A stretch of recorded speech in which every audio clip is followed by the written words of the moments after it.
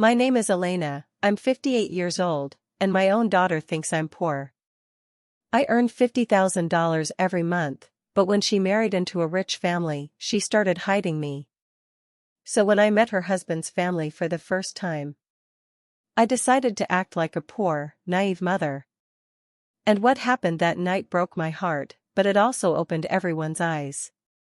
Before I tell you how it all happened, make sure you like this video, subscribe, and comment below where you're watching from, because this one, it's personal.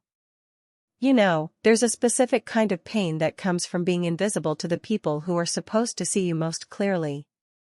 And when that person is your own child, your daughter, the one you carried, raised, sacrificed everything for, that invisibility cuts deeper than any knife ever could. It's not just rejection. It's erased. It's watching someone you love look at you and decide you're not good enough to be seen. Not good enough to be claimed. Not good enough to exist in their new, shiny world. Let me take you back to the beginning, because you need to understand who I really am before I tell you what they thought I was. I'm not some struggling single mother barely making ends meet. I'm not someone who needs charity or pity or condescending advice about budgeting. I'm Elena Rodriguez, and for the past 15 years, I've been the CEO and founder of Rodriguez Strategic Consulting. We specialize in corporate restructuring and business optimization. My client list includes Fortune 500 companies. My monthly income is consistently over $50,000. I own my home outright, a beautiful 4-bedroom house in a quiet neighborhood. I drive a reliable car that I paid for in cash. I have investments, retirement accounts, and enough in savings to live comfortably for the rest of my life without working another day. But here's the thing about me that my daughter Grace never understood: I don't need to prove my worth through material displays. I don't wear designer labels. I don't carry handbags that cost more than most people's monthly rent. I don't get Botox or fillers or whatever else wealthy women are supposed to do to fight aging. I shop at normal stores. I cook my own meals. I clip coupons not because I have to, but because waste offends me on a fundamental level. I grew up with nothing, absolutely nothing, and I clawed my way to success through intelligence, determination, and relentless hard work.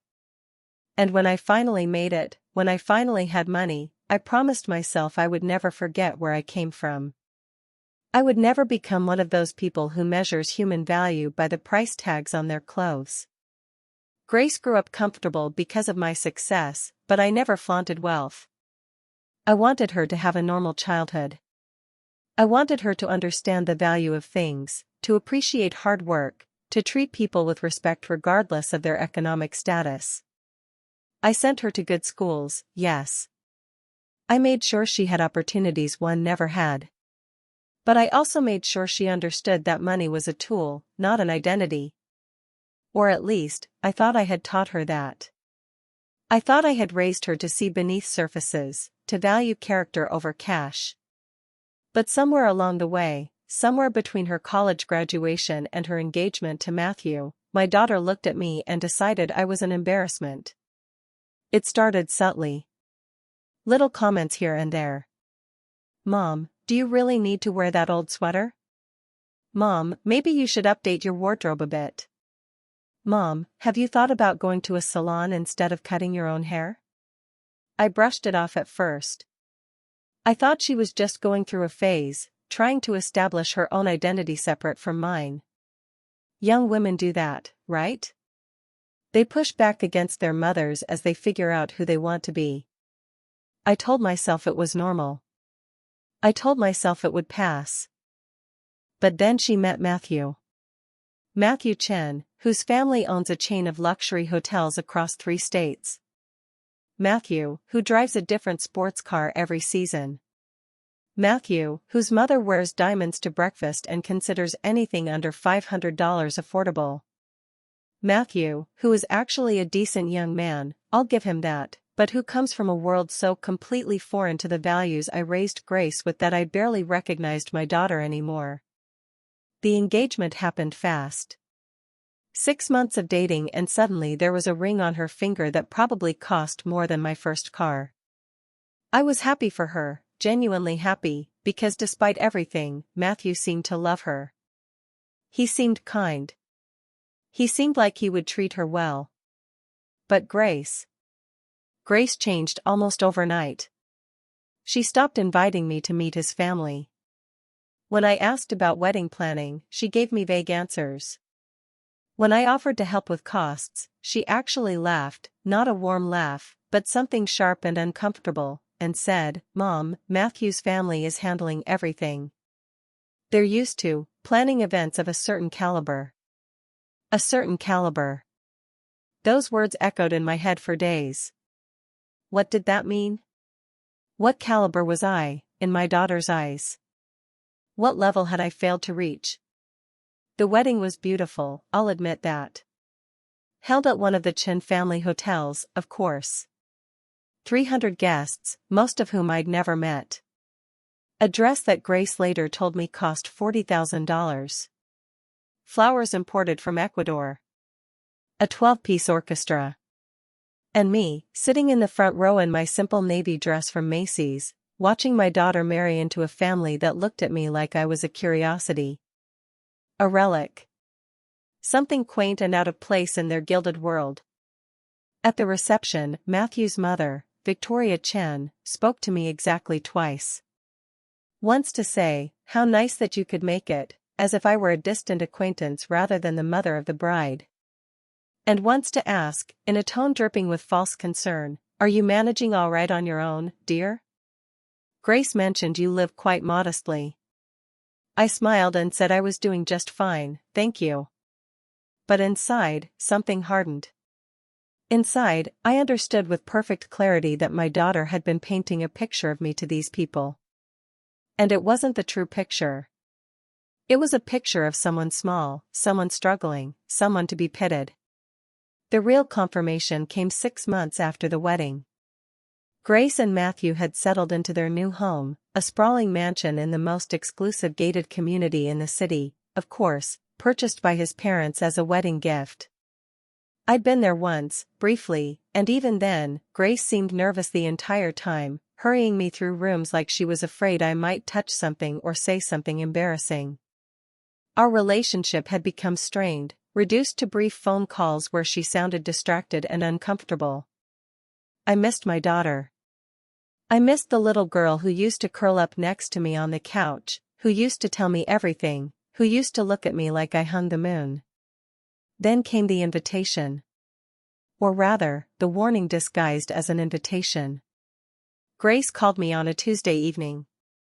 I remember because Tuesdays are when I usually work late, reviewing quarterly reports and preparing presentations for clients.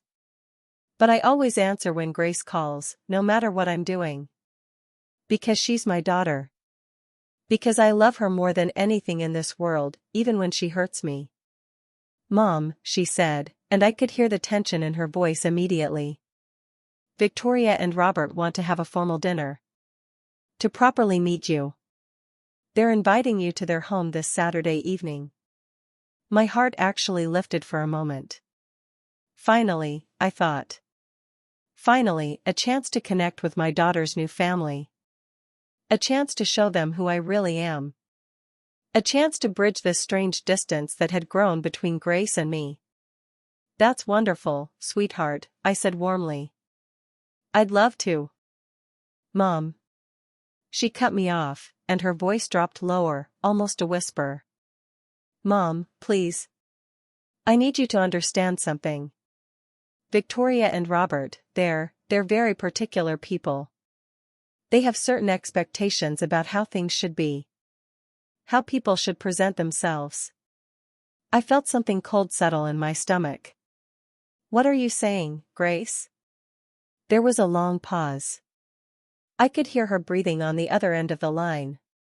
When she finally spoke, her words came out in a rush, like she needed to get them out before she lost her nerve. "I need you to dress simply, Mom. Nothing fancy. Don't try to be something you're not. Just be yourself. Your regular self." Wear what you normally wear. Don't go buying anything new or trying to impress anyone. They appreciate authenticity. They appreciate people who are comfortable in their own skin, no matter what their circumstances are. Every word was a blade. Every word carved a little deeper into my heart. My circumstances? I repeated slowly. Grace, what exactly have you told them about me? Nothing, she said too quickly. I haven't told them anything. They've gotten the impression that you live quietly. Modestly. That you don't really move in their social circles. Which is fine, Mom. Which is completely fine. Nobody's judging you. They just want to meet you as you are. As I am. As she had told them I was.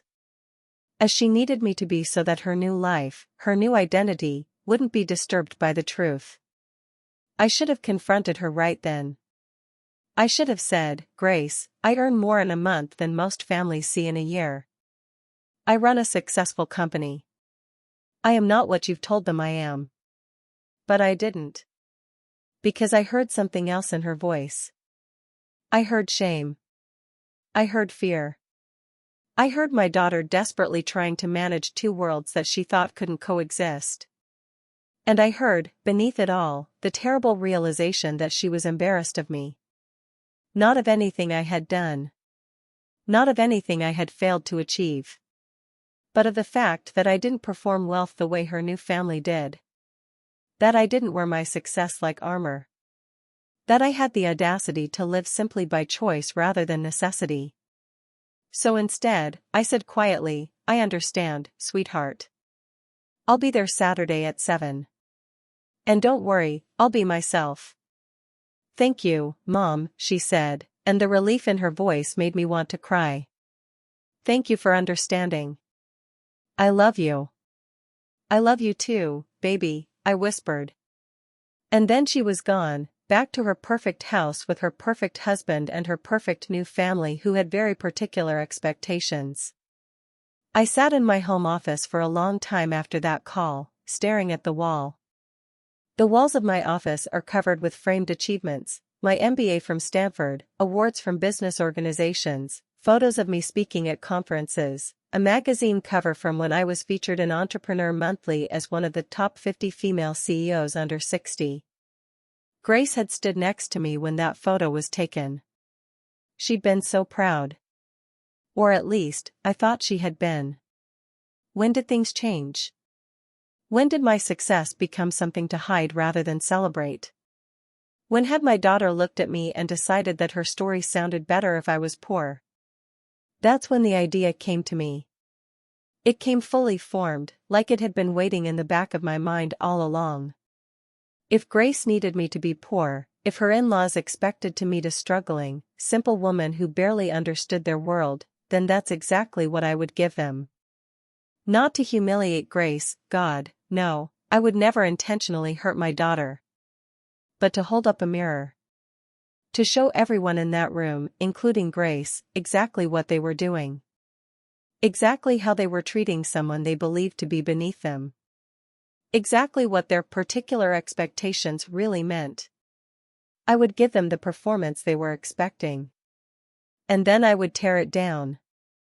The next few days, I planned. I went to thrift stores and bought clothes that looked worn but clean. A faded floral dress that hung a bit loose on my frame. An old cardigan with pills on the elbows. Scuffed shoes that had clearly seen better days. I practiced in the mirror, softening my posture, making myself smaller. I'm a tall woman, 5'9", and I usually stand straight with my shoulders back. You have to, in boardrooms, when you're often the only woman at the table. But for this role, I would make myself diminished. Uncertain. The kind of woman that people like Victoria Chen would look at with pity instead of respect. I told myself I was doing this for the right reasons. I told myself it was a lesson that needed to be taught. But if I'm being completely honest, there was anger there too. So much anger. Anger at being hidden. Anger at being misrepresented. Anger at realizing that my own daughter had so thoroughly internalized the superficial values of her new world that she couldn't see me anymore. Not the real me. She could only see the version of me that didn't fit. The version that needed to be managed and controlled and kept at a distance. Saturday evening arrived. I dressed in my thrift store costume. I left my luxury car in the garage and called a regular taxi. I removed all my jewelry except for a simple, thin gold band that had been my mother's. I looked in the mirror one last time before I left. The woman staring back at me looked tired. Uncertain. Financially struggling. Exactly what they expected to see. The Chen estate was exactly what you'd imagine. A massive stone mansion set back from the road, surrounded by manicured gardens that probably required a team of full-time gardeners. The driveway was circular, with a fountain in the center. There were luxury cars parked along the side, a Bentley, 2 Mercedes, a Tesla. My taxi looked absurdly out of place. The driver gave me an uncertain look as I paid him in cash. "You sure this is the right address, ma'am?" he asked. "Unfortunately, yes," I replied. "This is exactly the right address." I walked up to the front door, my worn shoes clicking softly against the stone pathway. Before I could ring the bell, the door opened. A woman in a black and white uniform, an actual maid, because of course they had staff, greeted me with a professional smile that didn't quite reach her eyes. "You must be Mrs. Rodriguez," she said. "Please come in. The family is gathering in the East Parlor." The East Parlor. Not the living room. The East Parlor. Because when you have a house this size, rooms need geographical designations. She led me through a foyer that was bigger than my first apartment, with marble floors and a chandelier that probably cost more than most cars. Everything was pristine. Everything was carefully curated to broadcast wealth and taste and exclusivity. We passed through several rooms before reaching the East Parlor, where I could hear voices and laughter. When I entered, the conversation stopped. Just stopped, like someone had pressed pause on a movie. 5 people turned to look at me, and I watched their faces register exactly what Grace had told them to expect. Victoria Chen stood near the fireplace, dressed in a cream-colored designer suit that probably cost thousands. Robert Chen, her husband, was beside her in expensive casual wear that managed to look both relaxed and precisely calculated.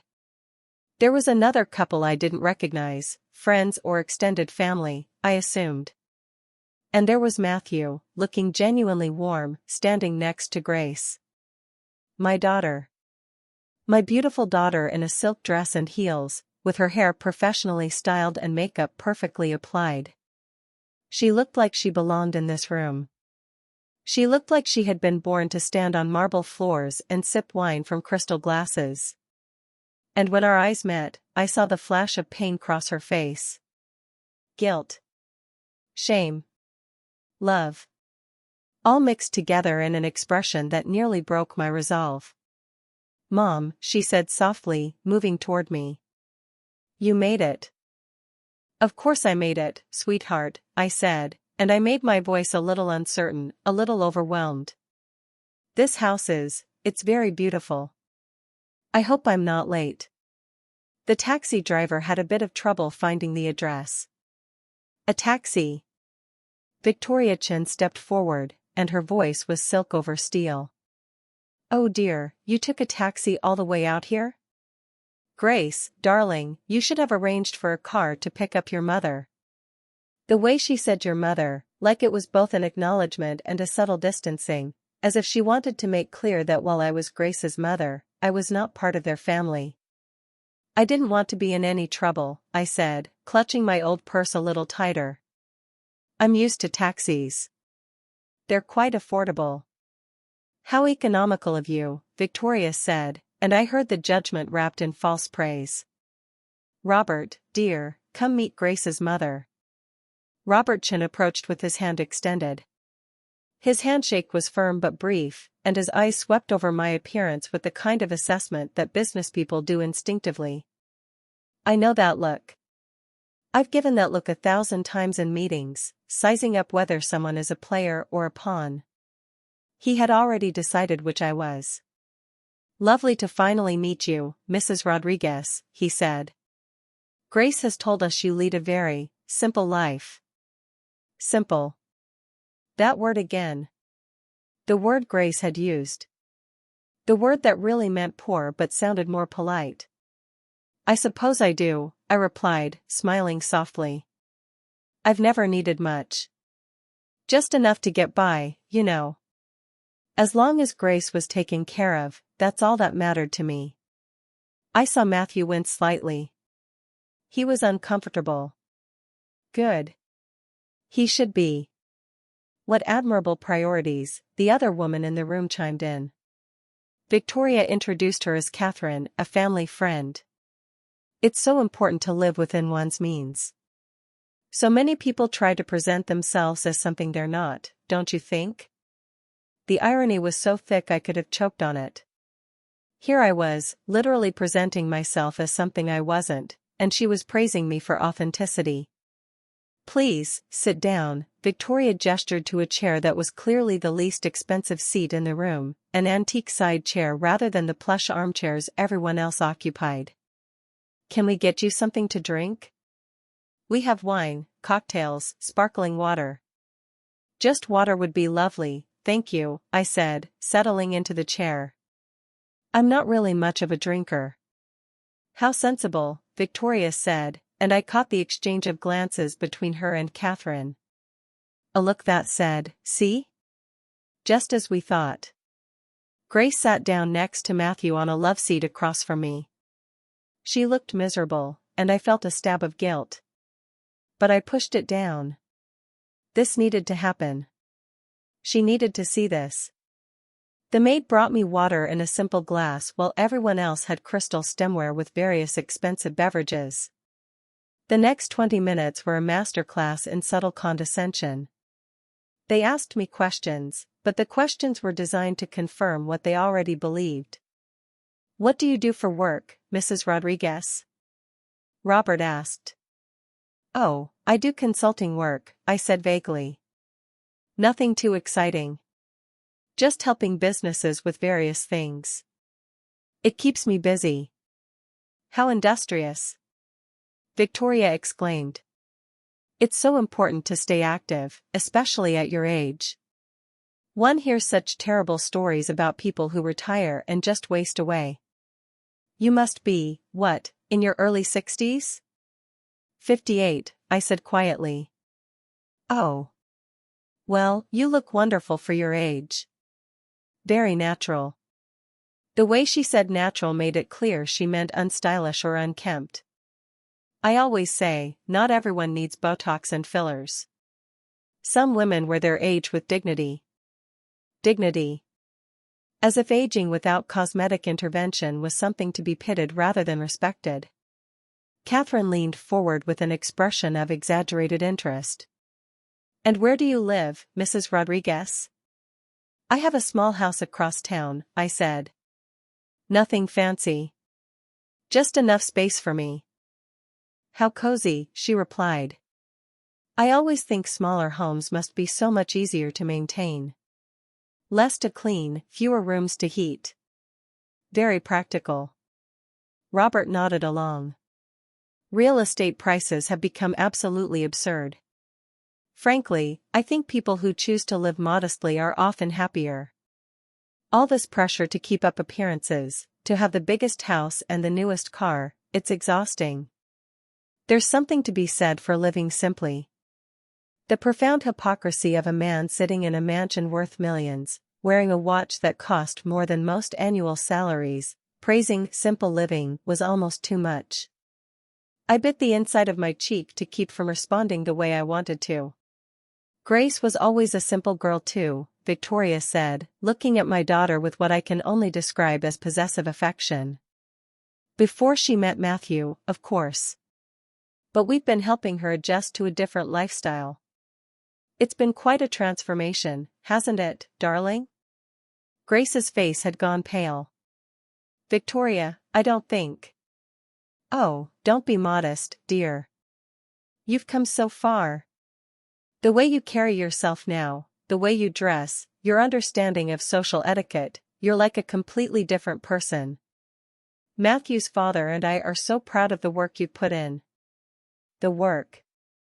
As if becoming acceptable to them had required labor. As if Grace had been a project that needed improvement. Matthew put his hand on Grace's knee, a gesture of support, but he didn't contradict his mother. He stayed silent, and I saw Grace shrink a little further into herself. Dinner was announced, and we moved to a formal dining room with a table that could have seated 20. The meal was elaborate, multiple courses, each paired with different wines, all served by the same quiet maid who had let me in. I was seated at one end of the table, physically separated from the family cluster at the other end. Another subtle message about where I belonged in their hierarchy. As we ate, the conversation continued in the same vein.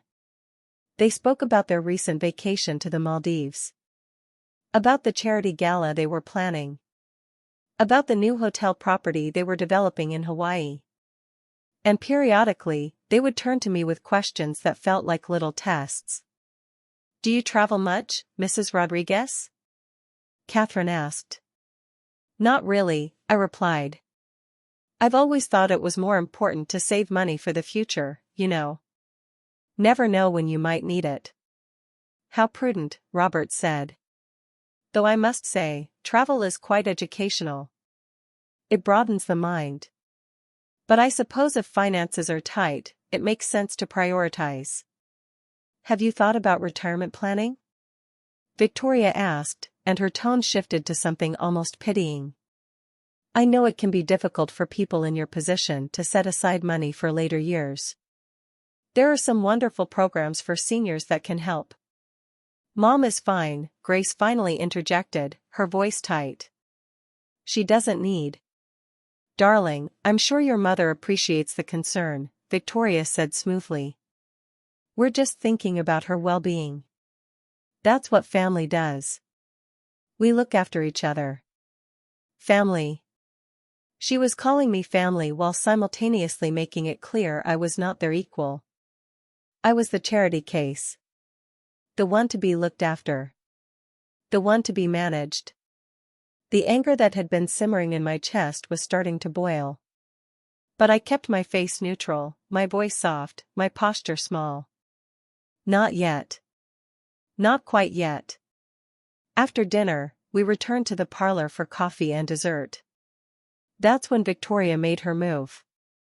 She settled into her chair with the air of someone about to do something magnanimous. "Mrs. Rodriguez," she began, and everyone turned to look at her, sensing something important was coming. "Robert and I have been discussing something, and we wanted to talk to you about it." I looked up from my coffee cup, playing my role. "Yes?" "We understand that Grace sends you money occasionally to help with expenses," Victoria said. I saw Grace's head snap toward her mother-in-law, her eyes wide with horror. "And while we think that's very sweet of her, we're concerned that it might be creating a financial burden for the young couple as they're establishing their own household." Matthew looked confused. "Mom, what are you?" Victoria held up a hand to silence him. "Please, dear. Let me finish."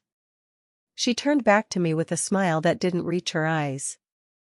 "Mrs. Rodriguez, we would like to offer you a small monthly allowance. Nothing extravagant, of course. Just enough to cover your basic needs so that Grace doesn't have to worry about you. We consider it our responsibility as family to make sure you're taken care of." The room was completely silent. I could hear the tick of an antique clock on the mantel. I could hear Catherine shifting in her seat. I could hear Grace's sharp intake of breath. "That's incredibly generous," I said slowly. "But I couldn't possibly." "We insist," Robert said firmly. "Think of it as our contribution to Grace's peace of mind. We wouldn't want her stressed about her mother's situation." "What kind of family would that make us?" "The thing is," Victoria continued, leaning forward like she was sharing something intimate, "we've been so fortunate in our lives. We've been blessed with success and abundance. And with that comes a responsibility to help those who are struggling. We've always believed in taking care of people who need it. That's what separates people like us from people who only think about themselves. People like us. The division was now explicit. There was us, the wealthy, the generous, the enlightened. And there was them, the struggling, the recipients of charity, the grateful poor. How much were you thinking? I heard myself ask, my voice small. We were thinking $500 a month to start, Victoria said. That should help with groceries, utilities, that sort of thing. And of course, if you ever have a medical emergency or something unexpected, we'd be happy to help with that too. You don't have to be proud about accepting help, Mrs. Rodriguez. There's no shame in being poor. The real shame is when people pretend to be something they're not. And there it was. The final insult wrapped in false wisdom. The ultimate condescension dressed up as compassion. I looked at Grace. My beautiful daughter had tears streaming down her face, silent and devastating. She'd opened her mouth to speak, but no words came out. I looked at Matthew, who looked shocked and uncomfortable, finally understanding perhaps what his family was really like. I looked at Catherine, at Robert, at Victoria, all of them sitting there in their expensive clothes and their expensive house, so certain of their superiority, so confident in their right to judge and categorize and dismiss. And I decided it was time. I set down my coffee cup carefully. I straightened in my chair, letting my posture shift from diminished to powerful.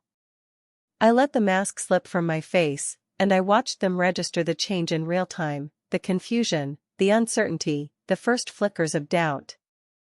That's very kind of you, Victoria, I said, and my voice was different now. Not soft. Not uncertain. Clear and controlled and absolutely steady. But I need to clarify something. Grace doesn't send me money. She never has. I've never needed her money because I have plenty of my own. Victoria's smile faltered. I'm sorry, I don't. My name is Elena Rodriguez, I continued, cutting her off. I am the founder and CEO of Rodriguez Strategic Consulting. We're a corporate restructuring firm based downtown. Our annual revenue last year was approximately $12 million. My personal income averages between $50,000 and $60,000 per month, depending on bonuses and profit sharing. I own my home outright. It's worth approximately $1.2 million at current market valuation. I drive a Mercedes that I paid for in cash because I don't believe in car payments. I have a retirement portfolio worth several $1,000,000. I graduated from Stanford with an MBA. I've been featured in Entrepreneur Monthly, Forbes, and Business Insider. I've spoken at conferences in 12 countries. And 5 years ago, your hotel company tried to hire my firm to help restructure your failing Hawaii property. I turned you down because your management style didn't align with my company's values. The silence that followed was absolute. Robert's face had gone completely white. Victoria looked like I'd slapped her. Catherine's mouth was literally hanging open. I wore these clothes tonight, I said, gesturing to my thrift store outfit, because my daughter asked me to dress simply. Because she has apparently told you that I'm poor. That I live modestly out of necessity rather than choice. And I wanted to see exactly how you would treat someone you believed to be beneath you economically.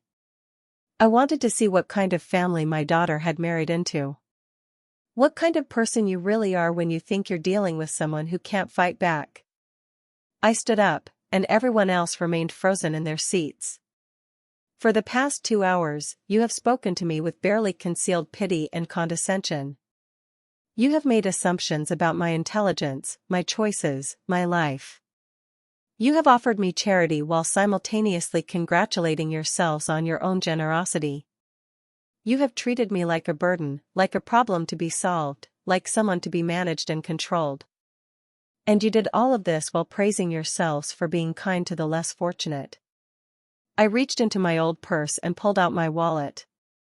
From it, I extracted my corporate card, black titanium, reserved for executives with significant company spending, and placed it on the coffee table.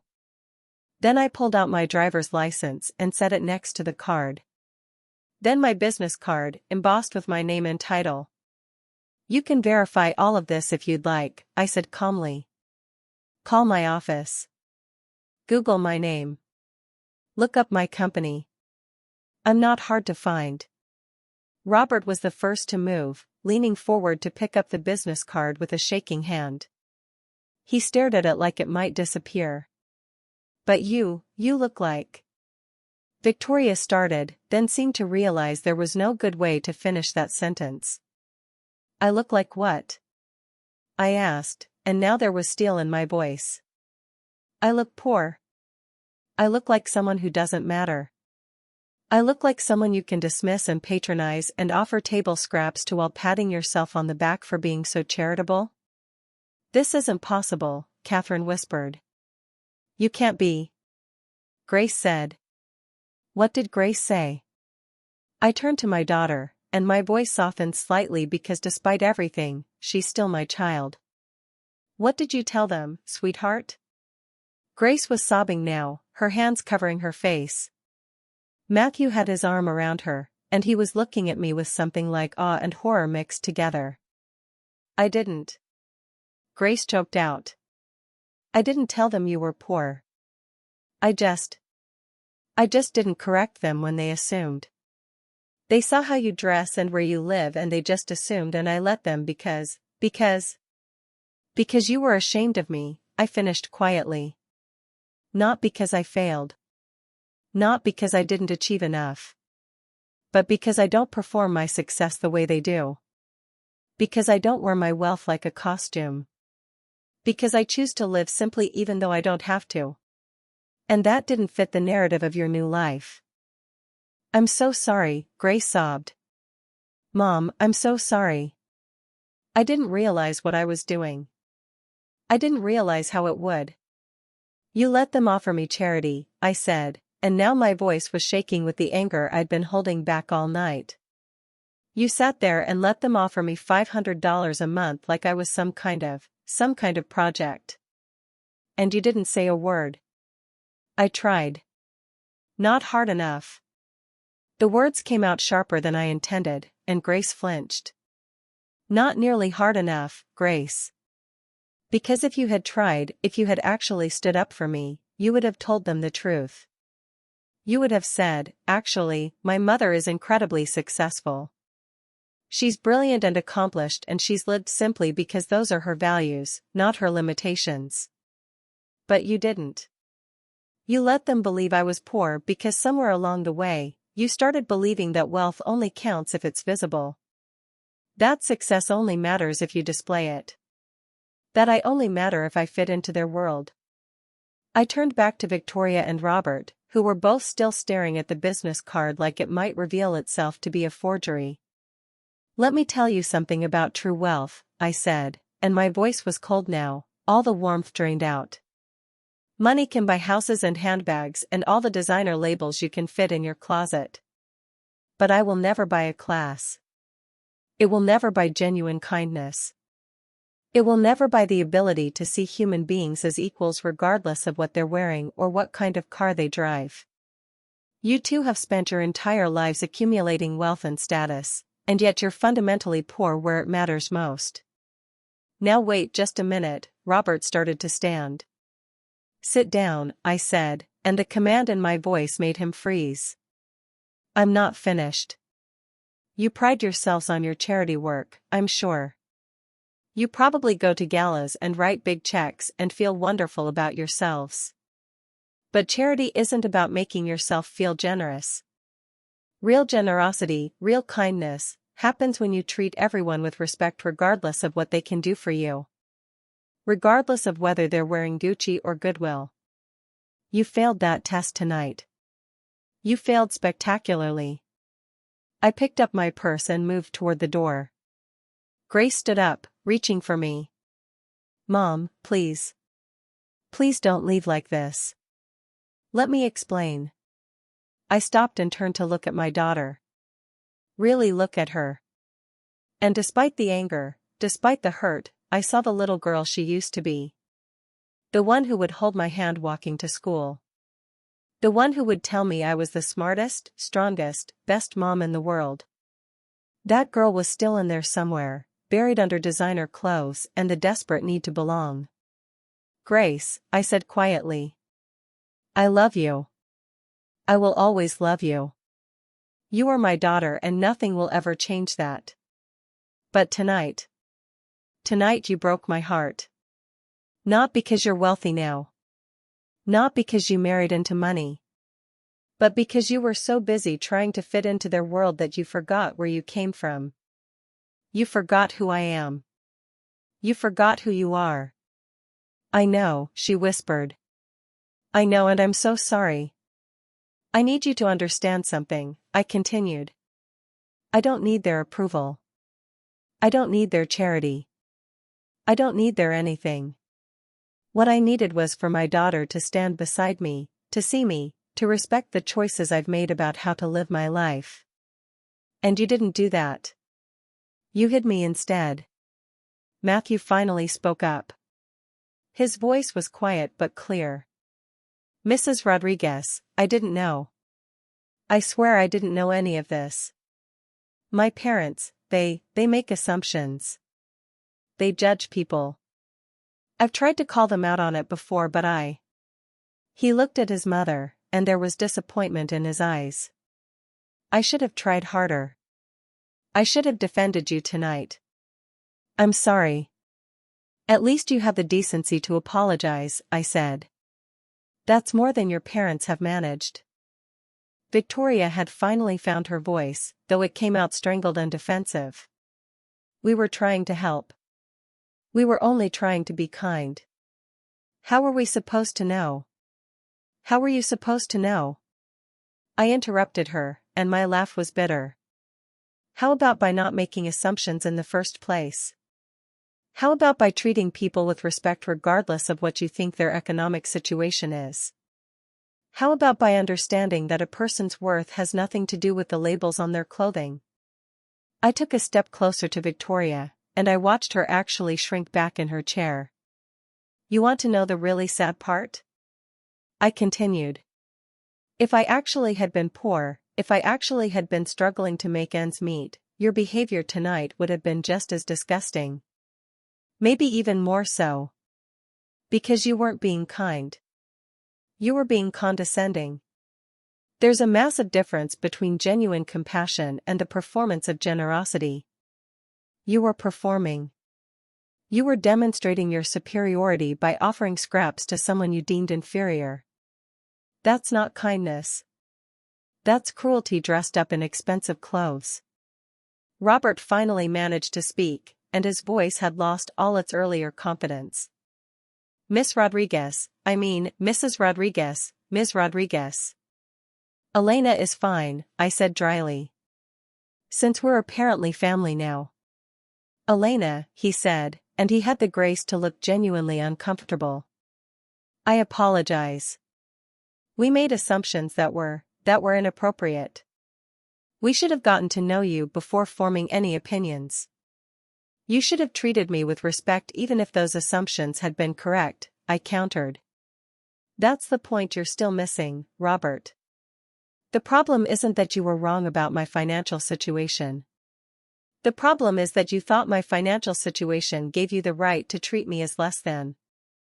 As someone to be pitted rather than respected. As someone to be managed rather than listened to. Catherine, who had been silent throughout my revelation, suddenly stood up. I think I should be going, she announced, gathering her purse with shaking hands. This is a family matter and I. Oh no, please stay, I said, and my tone was saccharine. You were so interested in my cozy little house earlier. So curious about my economical choices.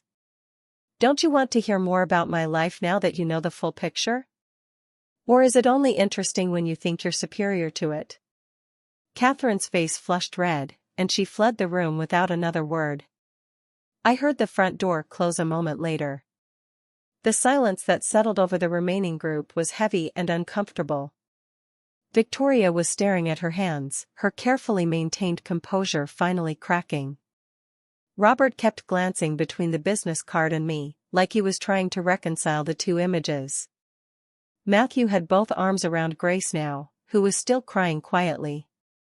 "I need to ask you something, Victoria," I said, my voice softer now but no less intense. "And I want an honest answer. If you had known from the beginning who I really was, if Grace had introduced me as a successful CEO, if I had shown up tonight in designer clothes and expensive jewelry, would you have treated me differently?" Victoria was quiet for a long moment. When she finally looked up at me, there were tears in her eyes. Real ones, I thought, though I couldn't be entirely sure. "Yes," she admitted quietly. "Yes, I would have." "Thank you for that honesty, at least," I said. "But do you understand why that's a problem? Do you understand what that says about your values?"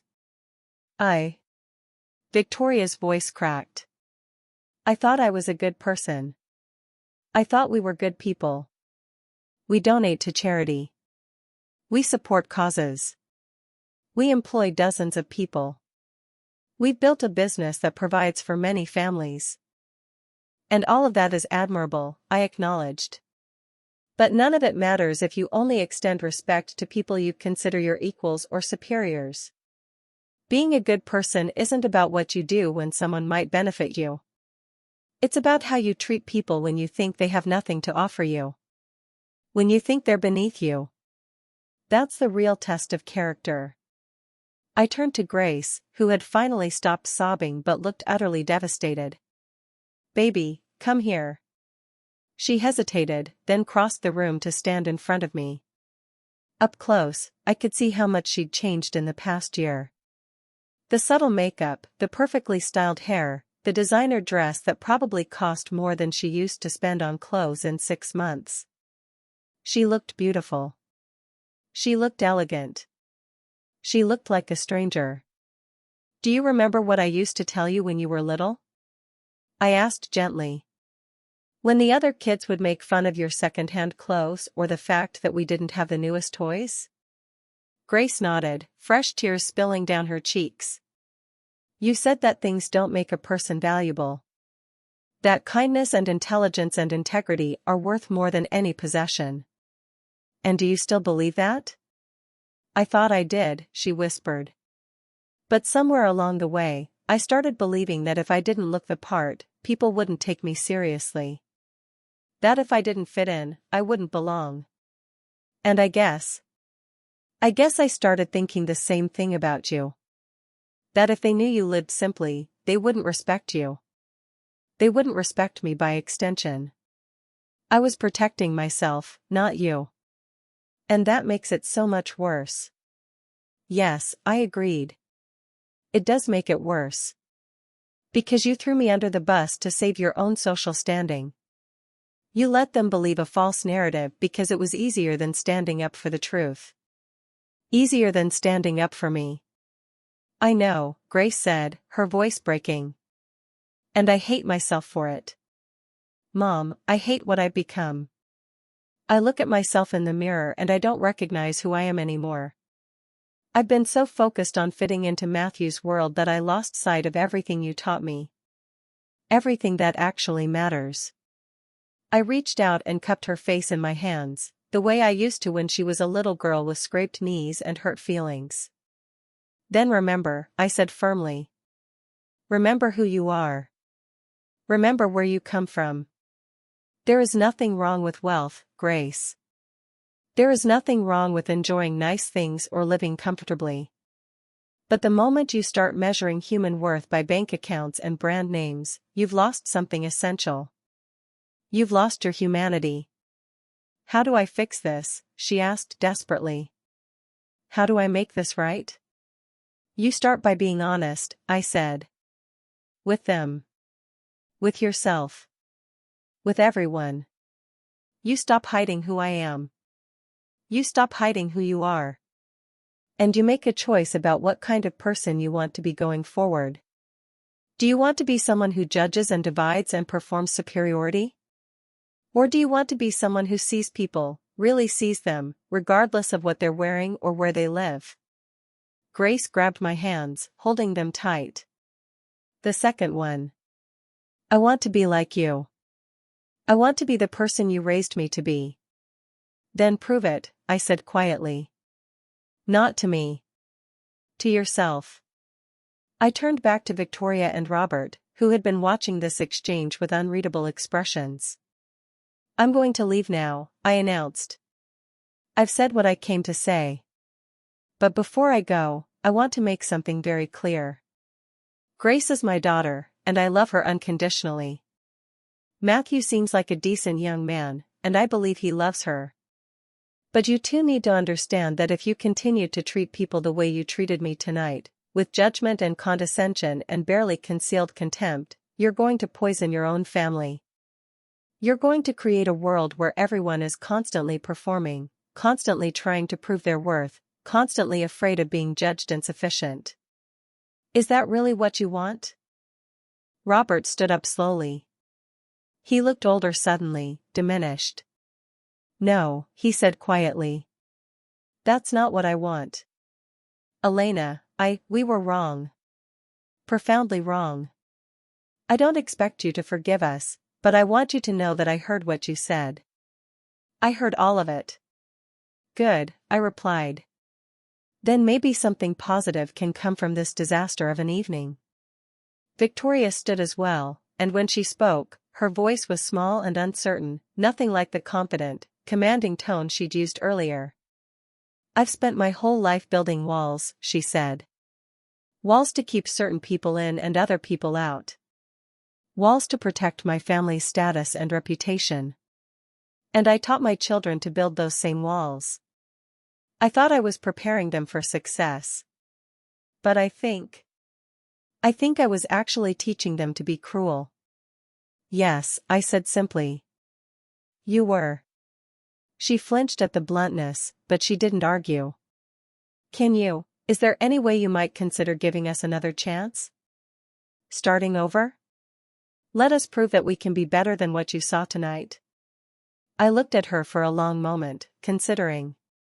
Part of me wanted to walk out and never look back, to let them stew in their shame and embarrassment.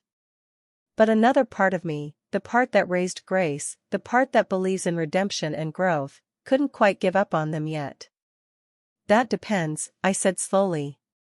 Not on grand gestures or expensive apologies. But on whether you actually change. On whether you take this lesson and apply it to how you treat everyone, not just people you know are wealthy. The maid who let me in tonight, what's her name? Victoria and Robert exchanged confused glances. I don't know, Victoria admitted. Exactly, I said. You don't know her name because she's not important to you. She's just a staff. Just another person who serves you. But she's a human being with a life and a story and dignity that has nothing to do with her job title. If you want to prove you've changed, start there. Start by seeing the people you've been trained to overlook. I picked up my old purse and slung it over my shoulder. The worn strap and faded fabric felt like a comfort now, a reminder of who I really was beneath all the performances and pretenses. Grace, walk me out? I asked. She nodded quickly, linking her arm through mine. Matthew started to follow, but I shook my head. Just Grace and me, I said. Please. We walked through the mansion in silence, our footsteps echoing on the marble floors. When we reached the front door, I turned to face my daughter one more time. I need you to know something, I said. Tonight hurts. It hurt more than almost anything in my life. Because it wasn't strangers judging me or dismissing me. It was my own daughter allowing it to happen. Enabling it. And that cut deeper than any insult Victoria or Robert could have thrown at me. I know, Grace whispered. Mom, I am so sorry. I don't know how to make you understand how much I regret. I do understand, I interrupted. Because I can see it on your face. I can hear it in your voice. You're genuinely sorry, and I believe that. But Grace, being sorry isn't enough. You have to actually change. You have to rebuild who you are from the inside out. And that's hard work. It's uncomfortable work. It means standing up to Victoria when she makes judgmental comments about people. It means correcting Robert when he makes assumptions based on appearance. It means being willing to lose their approval if necessary to maintain your integrity. I will, she said fiercely. I promise you, I will. I'm going back in there right now and I'm going to tell them everything. About your company, about your success, about what an absolute idiot I've been. And then I'm going to tell them that if they ever treat anyone the way they treated you tonight, they'll lose me. I'll choose you over them every single time. I smiled, a real smile, the first one all evening. Don't do it for me, sweetheart. Do it for you. Do it because it's the right thing to do. Do it because you want to be able to look at yourself in the mirror and like the person you see. She threw her arms around me, holding on tight the way she used to as a child. I love you, Mom. And I'm going to make you proud again. I swear. You never stopped making me proud of who you fundamentally are, I said into her hair. You just lost your way for a while. But I see you finding your way back. And that takes courage. We stood there for a few more moments, mother and daughter, holding on to each other in the doorway of a mansion that represented everything we weren't and never needed to be. When we finally pulled apart, I touched her cheek one more time. Call me tomorrow, I said. Really talk to me. Not the surface stuff. Real conversation. I will, she promised. First thing in the morning. I walked down the stone pathway to the circular driveway. My taxi had long since left, of course, so I pulled out my phone to call for another one. But before I could dial, Matthew came running out of the house. Elena, wait, he called. Please, let me drive you home. It's the least I can do. I looked at him, really looked at him, and saw genuine distress on his face. He hadn't known. He hadn't been complicit in the deception. And he seemed genuinely horrified by his parents' behavior. All right, I agreed. Thank you, Matthew. He led me to one of the luxury cars parked along the side, a sleek black Tesla. As we drove through the gates and onto the main road, he was quiet for several minutes. Then he finally spoke. I'm ashamed of my parents, he said. I'm ashamed that I didn't shut down their behavior immediately. I kept telling myself they meant well, that they were just trying to be helpful in their own way. But watching what happened tonight, seeing how they treated you, there's no excuse for it. No, I agreed. There isn't. Grace has been different lately, he continued. More anxious, more concerned about appearances, more worried about what people think. I thought it was just wedding stress or adjusting to married life. I didn't realize my family was the cause of it. That she felt like she had to hide parts of herself, hide you, to be accepted by them. She's not the only one who needs to change, I said gently. You saw what your parents are like tonight. You've probably seen glimpses of it your whole life. The question is, what are you going to do about it? He was quiet for a moment, his hands tight on the steering wheel. I'm going to have a very serious conversation with them. And I'm going to make it clear that Grace and I are a package deal. If they can't respect her family, all of her family, including you, then they'll be seeing a lot less of us. That's going to be difficult, I observed. They're your parents. You work for their company. Your whole life is intertwined with theirs. I know, he said. But Grace is my wife. She's my future. And I refuse to let my parents' snobbery and prejudice damage her or our relationship. What I saw tonight, the way she looked at you, the guilt and shame on her face. I never want to see that again. And if that means setting boundaries with my own family, then that's what I'll do. I gave him my address, and we drove the rest of the way in companionable silence. When we pulled up in front of my house, my beautiful, comfortable, modest house that I'd paid for with my own hard-earned money, Matthew looked at it with new eyes. "It's nice," he said simply. "It looks like a home." "It is," I replied. "That's all it needs to be." As I reached for the door handle, he spoke again. "Elena, can I ask you something?" "Of course." "Why did you do it? Why did you dress up like that and let them believe you were poor? You could have just shown up as yourself and corrected their assumptions immediately." I considered the question carefully. "Because I needed to see," I said finally.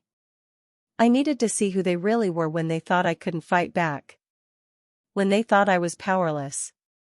And I needed Grace to see it too. Sometimes we're so close to situations that we can't see them clearly. We make excuses, we rationalize, we tell ourselves it's not that bad. But when you strip away all the pretense and show the ugly truth in stark relief, there's no more hiding. No more rationalizing. Just reality." "It was cruel," he said quietly. "Yes," I agreed. "It was. But sometimes cruelty is necessary to expose greater cruelty. Sometimes you have to let people show you exactly who they are before they can understand what they need to change." I got out of the car, then leaned back in through the window. "Matthew, you seem like a good man. Take care of my daughter. Help her find her way back to herself. And don't let your parents' values become your values. You get to choose what kind of person you want to be." "I will," he promised. "Thank you for everything tonight. Even though it was painful, I think we all needed it." I watched him drive away, then walked up to my front door. As I unlocked it and stepped inside, I felt the weight of the evening finally settle on my shoulders. I was exhausted. Emotionally drained. The anger had burned through me like wildfire, leaving behind ash and weariness. I changed out of my costume, because that's what it had been, a costume, a performance, and put on my comfortable clothes. I made myself a cup of tea and sat in my living room, surrounded by the simple furniture and meaningful mementos that made this place a home. On the mantel, there was a photo of Grace from her college graduation, beaming with pride, her arm around me. We both looked so happy. So uncomplicated. I picked up the photo and studied it, remembering that day. Remembering how proud I'd been of her. How full of hope for her future. I'd wanted her to be successful, yes. But I'd also wanted her to be kind. To be authentic. To be someone who lifted others up rather than using them as stepping stones. Had I failed her somehow? Had I not prepared her adequately for a world where wealth and status mattered so much to so many people? Or had I done everything right, and she'd simply lost her way temporarily in the seductive embrace of luxury and acceptance? I didn't have answers. Not yet. But as I sat there in the quiet of my home, sipping my tea and looking at that photo, I felt something shift inside me. The anger was still there, but underneath it was something else. Hope, maybe. Or faith. Faith that Grace would find her way back. Faith that tonight's painful revelations would ultimately lead to growth and change. My phone buzzed. A text from Grace. I told them everything. I stood up to Victoria. Matthew stood with me. "I'm so sorry, Mom. For all of it. I love you so much." I typed back, "I love you too, baby. Proud of you for speaking up. We'll talk tomorrow." Another text came through, this one from a number I didn't recognize. "Elena, this is Robert Chen. I wanted to thank you for your honesty tonight, painful as it was. You've given me and my wife a great deal to think about. I hope we'll have the opportunity to start fresh someday. We have a lot to learn. Robert." I stared at that message for a long time before responding. Actions speak louder than words, Robert. Show me through how you live, not what you say. His reply was immediate, understood. I set the phone down and leaned back in my chair, closing my eyes. The night had been brutal. Necessary, perhaps, but brutal nonetheless. I'd set out to teach a lesson, to hold up a mirror, to force people to see their own prejudices and cruelties. And I succeeded. But success didn't feel triumphant. It felt heavy and sad and tinged with regret for what had been lost between Grace and me. But maybe, I thought, maybe something new could be built from the rubble. Maybe Grace would emerge from this stronger, more authentic, more grounded in real values. Maybe Victoria and Robert would actually examine their behavior and make meaningful changes. Maybe Matthew would set boundaries with his family and protect Grace from their judgment. Maybe. That was all I had right now. Maybe. That night marked a turning point for all of us, though I didn't fully realize it at the time. In the days and weeks that followed, things began to shift in ways both subtle and profound. Grace came to my house the next morning, just as she'd promised. She arrived without makeup, wearing jeans and a simple sweater, the kind of clothes she used to wear before her marriage. We sat in my kitchen, drinking coffee, and she told me everything. About how she'd felt inadequate around Matthew's family from the beginning. About how their comments about poor people and lower classes had made her increasingly anxious about her own background. About how she'd started hiding parts of herself, her love of thrift stores, her preference for simple pleasures, her modest upbringing, because she was afraid they'd judge her the way they judged others. I became complicit in their snobbery, she said, tears running down her face. I started making the same judgmental comments. Looking down on people who weren't dressed expensively. Avoiding friends from college because they didn't fit the image. And worst of all, I started being ashamed of you. Not because you did anything wrong. Not because you weren't successful or accomplished or amazing. But because you didn't perform wealth the way they did. And I knew if they saw you as you really are, simple and modest and unpretentious, they'd judge you. And by extension, they'd judge me. So you made me smaller in their eyes so you could feel bigger, I said quietly. She nodded miserably. Yes. And I hate myself for it. Good, I said, and she looked up at me in surprise. I don't mean that cruelly, sweetheart. I mean that the fact that you hate what you did means you still have a moral compass. It means you haven't completely lost yourself. Self-awareness is the first step toward change. We talked for hours that morning. Really talked, the way we used to before her marriage had created this distance between us. And slowly, carefully, we began to rebuild what had been broken. Matthew, true to his word, had a serious conversation with his parents. He told me later that it hadn't gone well initially. Victoria had cried and insisted they'd done nothing wrong, that they'd only been trying to be helpful. Robert had been defensive, claiming that their assumptions had been reasonable based on how I'd presented myself. But Matthew hadn't backed down. He'd told them that their behavior had been unacceptable, that their values were toxic, and that if they wanted to be part of his and Grace's life going forward, they needed to make real changes. Victoria and Robert did try, I'll give them that. It wasn't a sudden transformation. People who've spent decades building walls of privilege don't dismantle them overnight. But there were small signs of growth. Victoria started learning the names of her household staff. Robert began volunteering at a homeless shelter, actually working alongside people rather than just writing checks. They invited Grace and Matthew over for dinner and specifically requested that I be included, and this time, they treated me with genuine respect. It was awkward at first. The memory of that terrible night hung over us like a ghost. But gradually, through multiple dinners and conversations, we found a tentative peace. I wouldn't say we became close, the damage had been too severe for that, but we reached a place of mutual respect and civility. The real change I witnessed was in Grace. She started volunteering at a women's business center, mentoring young women from disadvantaged backgrounds who were trying to start their own companies.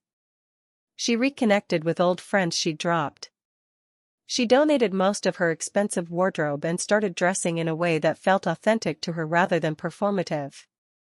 And most importantly, she stopped being ashamed of where she came from. One evening, about 3 months after the disastrous dinner, Grace called me with excitement in her voice. "Mom, I did something today," she said. Victoria was having a charity luncheon, and one of her friends made a comment about how those people should be more grateful for the help they receive. And I called her out on it. Right there, in front of everyone. I said that referring to human beings as those people was dehumanizing and offensive, and that real charity means respecting the dignity of everyone, not just patting yourself on the back for being generous. I felt pride swell in my chest. How did Victoria react? She actually backed me up, Grace said, sounding almost surprised. She told her friend that she'd recently learned some important lessons about judgment and prejudice, and that if they were going to be involved in charitable work, they needed to examine their own attitudes first. That's good, I said. That's real progress. I learned it from you, Mom, Grace said softly. Everything I know about real integrity, about treating people with respect, about measuring worth by character instead of cash, I learned all of it from you. And I'm sorry it took me so long to remember those lessons.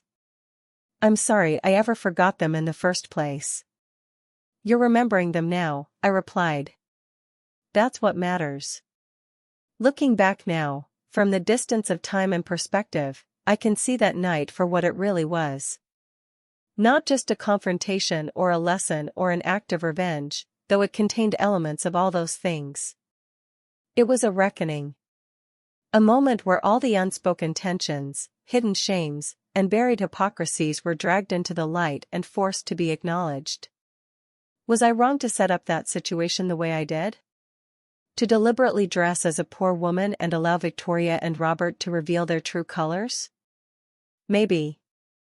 It was manipulative, certainly. It was calculated. But I don't regret it. Because without that stark demonstration of their prejudice, nothing would have changed. They would have continued treating people they deemed inferior with condescension. Grace would have continued hiding herself in me.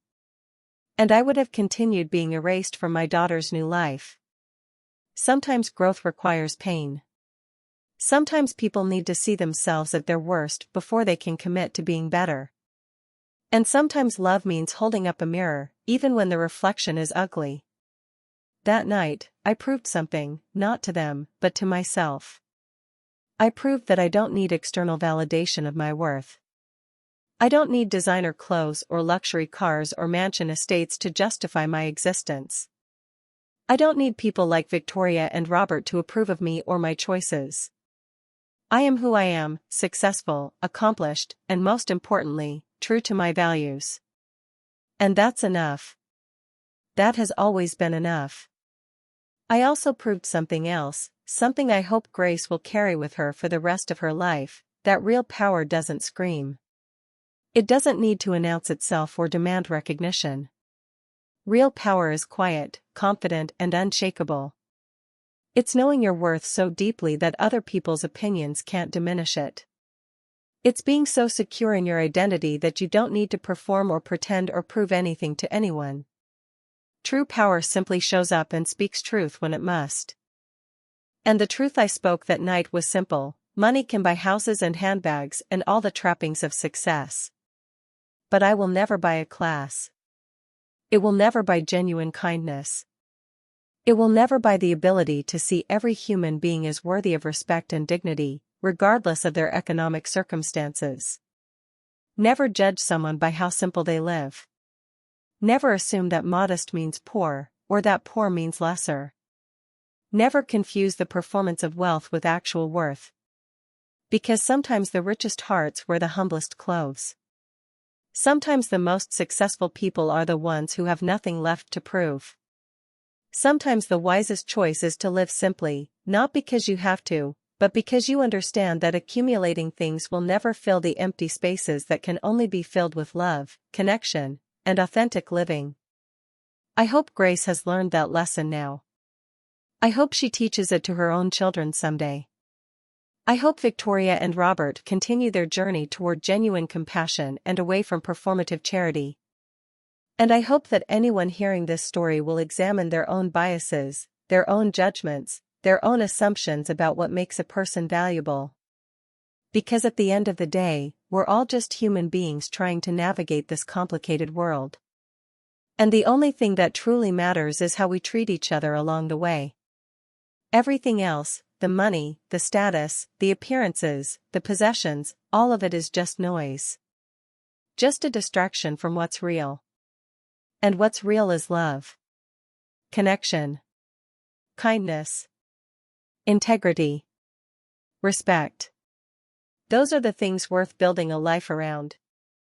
Those are the things worth passing down to the next generation. Those are the things that will matter when everything else has faded away. If this story touched you, don't forget to like, subscribe, and tell me in the comments, have you ever been judged for living simply? Have you ever had to stand up to people who mistook your humility for weakness? Have you ever had to remind someone that wealth and worth are not the same thing? I read every single comment, and your stories remind me why I share mine. Because we're all connected in our struggles and our growth. Because your truth matters just as much as mine. Because together, we can build a world that values character over cash, compassion over cruelty, and authentic living over empty performance. Thank you for listening to my story. Thank you for being here. And remember, your worth has nothing to do with what you own and everything to do with who you are. Never forget that. Never let anyone make you forget that. You are enough, exactly as you are.